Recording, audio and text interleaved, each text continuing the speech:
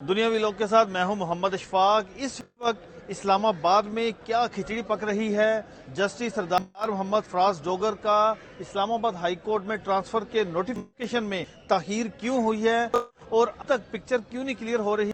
इन तमाम सारी बातों को लेकर एक्सक्लूसिव स्टोरी में आपके साथ शेयर करूंगा कि असल वहां पर चल क्या रहा है। सब पहले जब लाहौर हाई कोर्ट के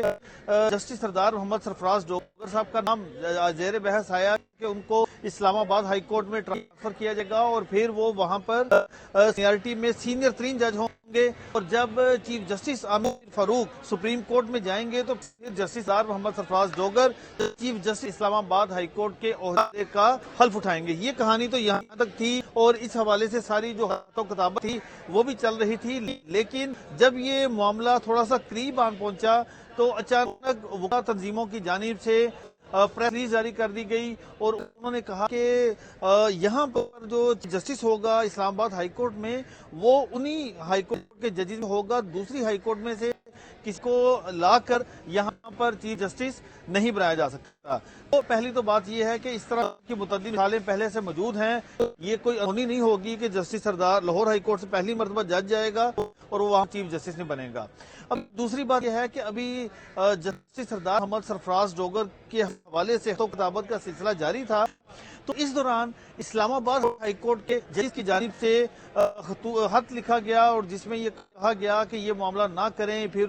उनमें मुख्तलिफ चीज़ों के हवाले भी दिए गए और ये कहा गया कि मोस्ट 3 सीनियर जज में से किसी एक को चीफ जस्टिस लगाया जाए।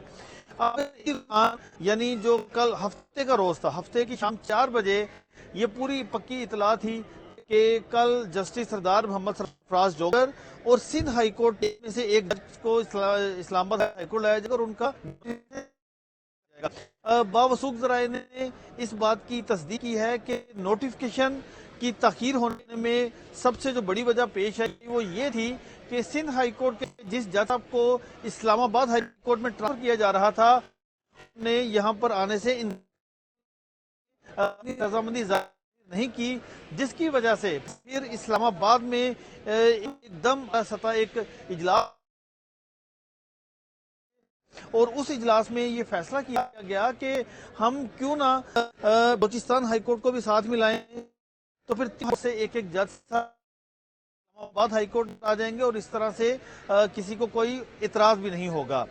जब ये फैसला किया गया तो फिर इस पर मुशावरत का अमल मुकम्मल हुआ और फिर ये फैसला हुआ कि लाहौर हाई कोर्ट से जस्टिस सरदार मोहम्मद सरफराज डोगर, इसी तरह से सिंध हाई कोर्ट और इसी तरह से बलूचिस्तान हाई कोर्ट से मजमूई तौर पर 3 सूबों में से 3 जजेस को इस्लामाबाद हाई कोर्ट में ट्रांसफर किया जाएगा और जस्टिस सरदार मोहम्मद सरफराज डोगर बतौर चीफ जस्टिस फराइज सर अंजाम देंगे। जब जिन खतूत लिखे थे उनका ये ख्याल था कि हमारे खतूत का कोई जवाब आएगा, कोई हमें सामने कोई मौक़िफ़ आएगा या हमें बुला लिया जाएगा, लेकिन ऐसा नहीं हुआ। और फिर ये फैसला किया गया कि ठीक है, उन्होंने अपना हाथ लिख दिया, अपना डिस्क्लोज कर दिया, लेकिन जो इंतज़ामिया है वो इस मामले पर पूरा अपना जो को पूरा करेगी और आइन के आर्टिकल 200 के तहत सदर आसिफ अली जरदारी जजीज को एक हाई कोर्ट से दूसरी हाई कोर्ट में ट्रांसफर करने का ऑर्डर करेंगे। तो अब ये मामला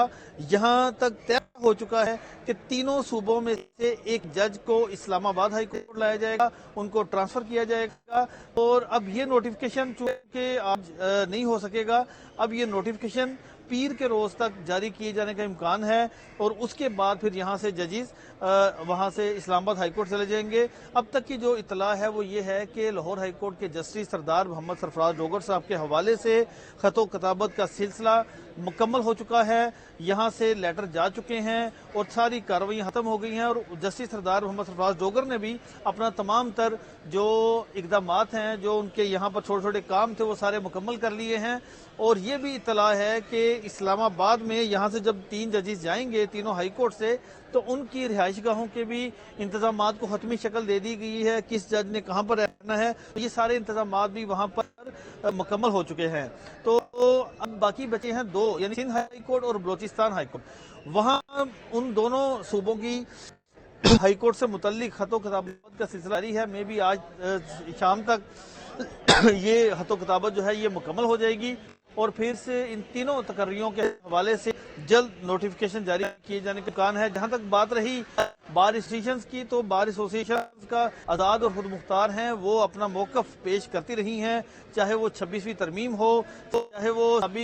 وہ موجودہ چیف جسٹس پاکستان یحییٰ افریدی کی تقرری ہو، یا جسٹس سید منصور علی شاہ کو چیف جسٹس نہ بنانے سے متعلق کا معاملہ ہو، تو وہ اپنا اس طرح کا احتجاج کرتی رہتی ہیں اور وہ آزاد اور خود مختار ہیں۔ لیکن اب یہ فیصلہ ہائی لیول پہ یہ کر لیا گیا ہے کہ 3 صوبوں میں سے ایک جج کو اسلام آباد ہائی کورٹ لگایا جائے گا، اور یہ حتمی جو مشاورت ہے یہ مکمل ہو چکی ہے۔